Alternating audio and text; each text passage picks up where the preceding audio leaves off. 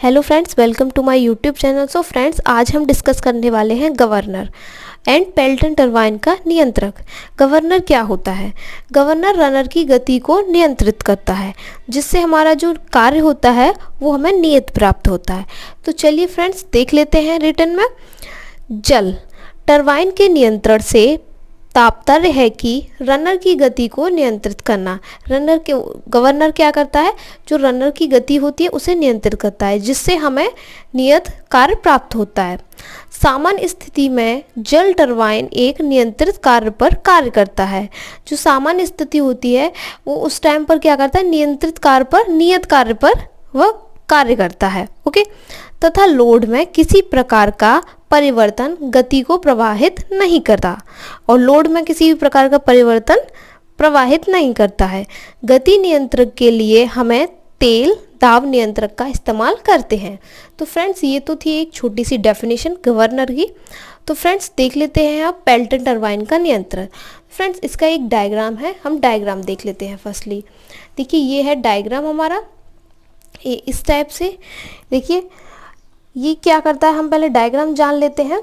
ये है centrifugal governor. Okay, ये एक सॉफ्ट लगी होती है, सॉफ्ट के ऊपर ये सेंट्रीफ्यूगल गवर्नर होता है।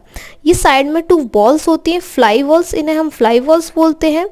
ये सॉफ्ट होती है अंदर, ये वाली जो है ये सॉफ्ट रोटेट करती है। ओके, ये स्लीव लगी होती है, स्लीव के नीचे ये मेन सॉफ्ट। ओके, ये जो स्लीव होती है, स्लीव का किसके माध्यम से? लीवर के माध्यम से कनेक्ट होती है हमारी कंट्रोल वाल्व या रिले। हम इसे कंट्रोल वाल्व बोलेंगे या रिले बोलेंगे।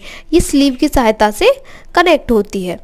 अब ये स्लीव होती है कि ये रोटेट करती है। ओके, ये होता है, ये जो अंदर है ये है पिस्टन, हम इसे पिस्टन रॉड बोलेंगे या कंट्रोल वाल्व भी बोल सकते हैं। ये पिस्टन रॉड है। ओके, इसमें 2 पिस्टन होती हैं। ये तो है पिस्टन रॉड, इसमें 2 पिस्टन हैं, ये 1 और 2, ये 2 पिस्टन होती हैं। अब ये जो पिस्टन है ये रोटेट करेगी। ओके, इस तरीके से रोटेट करेगी। जब ये रोटेट होगी इस तरीके से तो क्या होगा, ये जो 2 पिस्टन हैं, जब ये 3 मार्ग हैं इसके, ये 3 मार्ग हैं, 3 पाइप्स लगे हुए हैं। ये वाला जो पाइप है इसमें एक पंप लगी हुई है। इसमें इसकी साइज का काम क्या है? ये जो ऑयल होता है, ऑयल सम्प, यहाँ ऑयल भरा रहता है देखिए टैंक में, ये ऑयल को अंदर प्रवाहित करती है।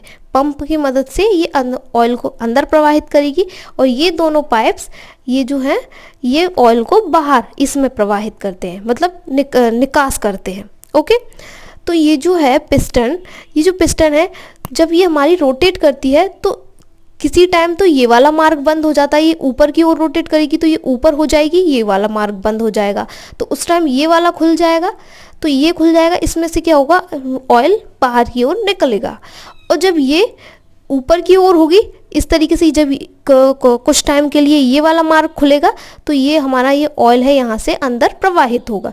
तो ये कुछ क्षण के लिए इस तरीके से ये दोनों मार्ग खुलते हैं। ओके, ये रोटेट होगी जिस प्रकार, उसी प्रकार ये खुलेंगे। ये इनकी आंतरिक संरचना होती है, ये रोटेट करती हैं। ओके, इसमें से भी ये ऑयल निकास होता है। अब ये इसमें 2 मार्ग होते हैं, इधर भी 2 मार्ग होते हैं, V1 एंड V2, 2 निकास होते हैं। उस निकास में पाइप की सहायता से हम उसे सर्वोमीटर से टच कर देते हैं। किस में कनेक्ट कर देते हैं? सर्वोमीटर। ये है सर्वोमीटर, ये 2 पाइप्स लगे हुए हैं, ये इसमें से ऑयल आता है।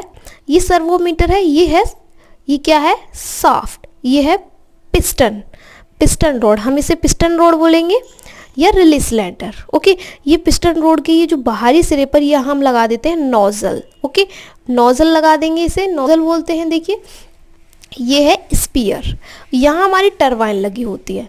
अब जब यहाँ से हमारा ये पिस्टन लगी हुई है, ये रोटेट होगी तो ये आगे पीछे होता है इस तरीके से।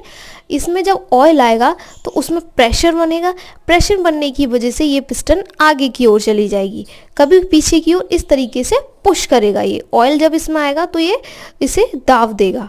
ओके, तो ये इस तरीके से इसमें पिस्टन ये आगे होगी पीछे होगी इस तरीके से।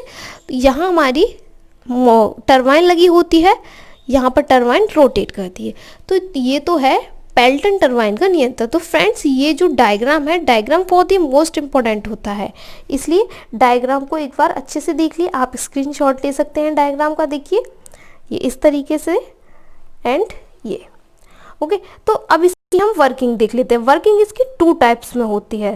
तो वर्किंग होती है इसकी 2 टाइप्स में, एक लोड कम के लिए, लोड में वृद्धि के लिए। तो 2 टाइप्स में होती है। तो पहले हम जानेंगे लोड कम के लिए। तो देखिए नियंत्रण की इस विधि में हम सर्वोमीटर का यूज़ करते हैं। बताया कि 2 मार्ग होते हैं जो सर्वोमीटर से जुड़े होते हैं, हम इसमें सर्वोमीटर का यूज़ करते हैं। जब जनरेटर पर लोड कम होता है तब जनरेटर की गति बढ़ जाती है। ओके, जब लोड कम होगा जनरेटर की गति बढ़ जाएगी, जिसके कारण टरबाइन की गति में वृद्धि हो जाती है। अब टरबाइन की गति में वृद्धि हो जाती है, इसके कारण गति के बढ़ने के कारण सेंट्रीफ्यूगल गवर्नर में लगा फ्लाई बॉल ऊपर की दिशा में बढ़ने लगता है। ओके, जिसके कारण स्लीव ऊपर उठने लगता है। लीवर के घूमने के कारण पिस्टन से जुड़ा वाल्व V1 बंद हो जाता है।